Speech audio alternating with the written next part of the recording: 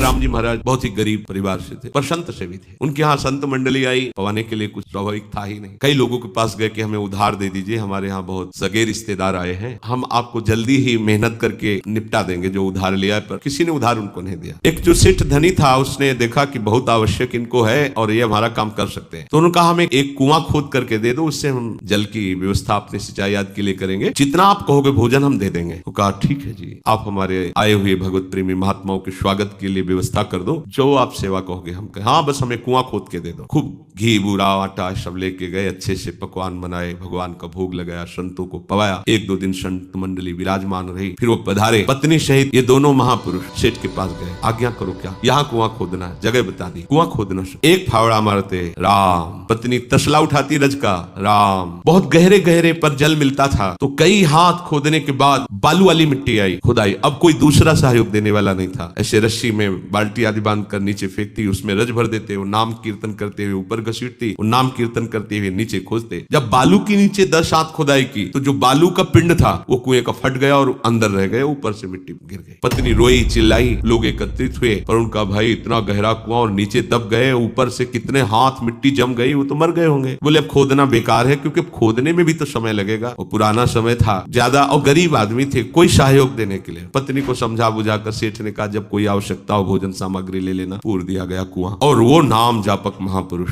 1 महीने बाद वहां से राजा की सवारी निकली, तो आवाज आ रही थी राम राम राम। तो भक्त हृदय थे, उन्होंने कहा ये आवाज कहां से आ रही? तो उनके अंग पार्षदों ने तत्काल खोज की आवाज की, तो बोले महाराज ये आवाज यहाँ से आ रही। तुरंत उस नगर के लोगों को बुलाया गया। हाँ, बोले यही कुआं था, इसी कुआं में तो दब गए हैं केवल राम जी। पूरी घटना बताई, तो उन्होंने तत्काल आदेश किया राज सैनिकों को तत्काल मिट्टी हटाई जाए। 1 महीने बाद मिट्टी हटाई गई। जैसे जैसे वो मिट्टी वो तो राजा है, उनके लिए कोई बड़ी बात थोड़ी, हजारों आदमी लग गए आज्ञा पर। जब वो बालू की मिट्टी हटी है, तो जहां केवल राम जी बैठे थे वहां गुफा बनी हुई थी, एक भी बालू का कण भी झड़ के नीचे नहीं गिरा हुआ था। और जब खोले गए तो देखा समीप निर्मल जल का घड़ा और सुंदर भोग प्रसाद ताजा उनके पास, और आराम से नाम कीर्तन कर रहे थे। पर ऐसे होने की जगह नहीं थी। 1 महीना हो गए थे, झुके झुके टेढ़ी हो गई थी थोड़ी मेरुदंड। उनको निकाला गया। राजा आश्चर्यचकित होकर उनके चरणों में गिर गया। ये कैसे हुआ? बोले मुझे कोई कष्ट नहीं था, प्रतिपल मेरे भगवान वहां दुलार कर रहे थे और भूख मिटाने के लिए सुंदर भगवत प्रसाद मिलता।